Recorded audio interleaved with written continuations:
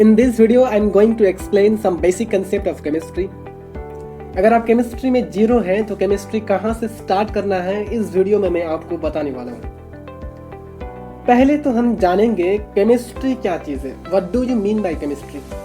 ये एक simple definition है। अगर कोई पूछे तो आप उसे बता सकते हैं कि chemistry is a branch of science which deals with the study of composition of matter and its properties and chemical changes involved in it।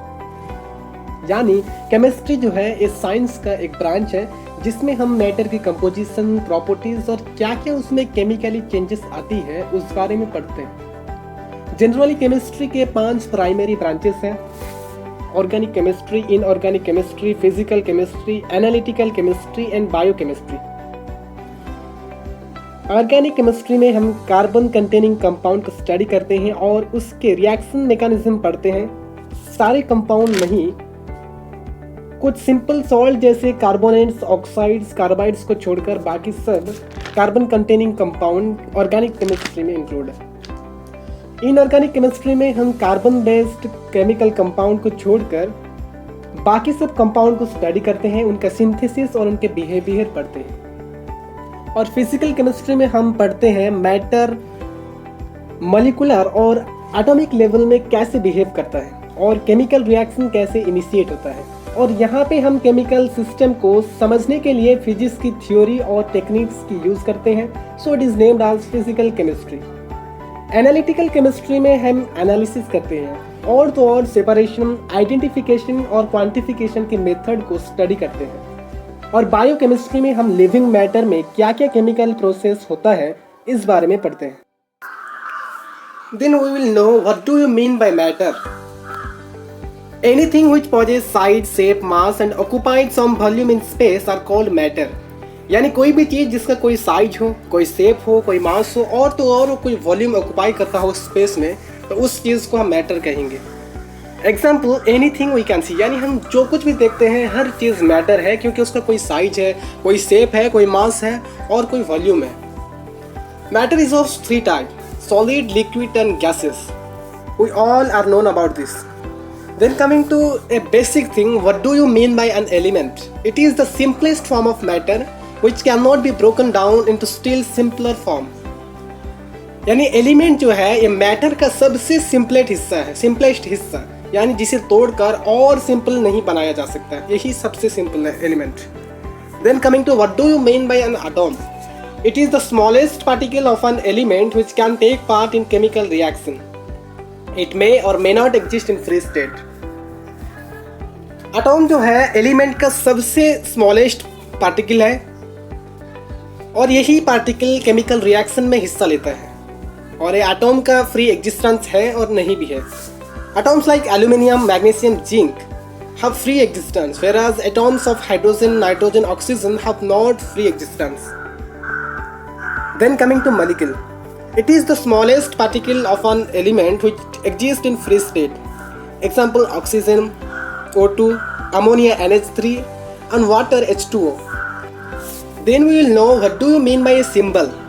एक केमिस्ट्री में सबसे ज़्यादा यूज होने वाली चीज़ है और इसी सिंबल के मदद से हम केमिकल इक्वेशन को काफ़ी इजीली समझ सकते हैं। The abbreviation of or shorthand representation for the name of an atom or element is called symbol.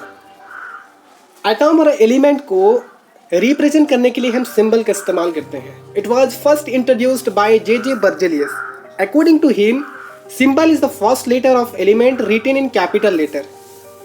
यानी किसी भी एलिमेंट का सिंबल उसका पहला लेटर कैपिटल लेटर होता है। यानी for hydrogen it is capital H, इसी तरह कार्बन का कैपिटल C, नाइट्रोजन का कैपिटल N और ऑक्सीजन का कैपिटल O है। When more than one element starts with same letter, then second letter in small added with the first letter to take as their symbol. यानी जब एक से ज़्यादा element का पहला लेटर एक ही है तो हम वहाँ पे सेकंड लेटर का इस्तेमाल करते हैं। जैसे कि क्रोमियम, क्लोरीन, कैल्शियम, कोबाल्ट और कॉपर में पहला लेटर सबका C है और वो कॉमन है, तो हमें और एक लेटर यूज़ करना पड़ेगा उस एटॉम और उस एलिमेंट को स्पेसिफाई करने के लिए। जो सेकंड लेटर होगा वो स्मॉल होगा और जो पहला लेटर होगा वो कैपिटल होगा।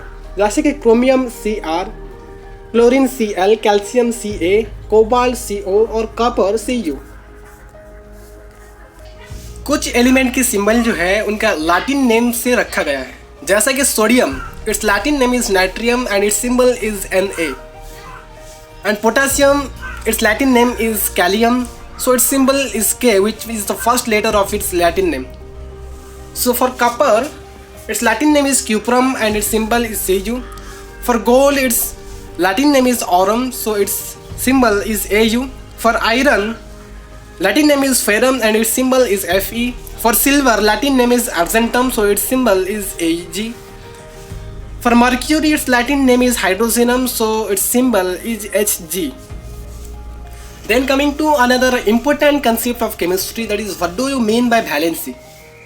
It is the number of electron loss, gain and share by one atom of an element in order to have stable configuration of nearest noble gas.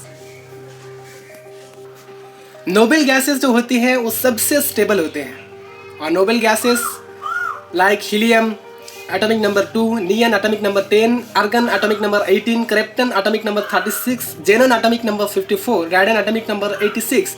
These are all more stable elements.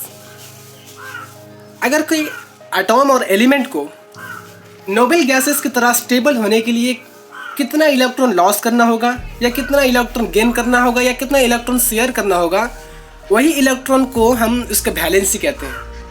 For example, if we consider sodium, its atomic number is 11, so its configuration is 281. अगर ये एक electron loss करता है तो ये नियन का configuration attain कर सकता है और वो स्टेबल हो सकता है. So for sodium, its valency is 1, which has to loss to attain the configuration of its nearest noble gas neon.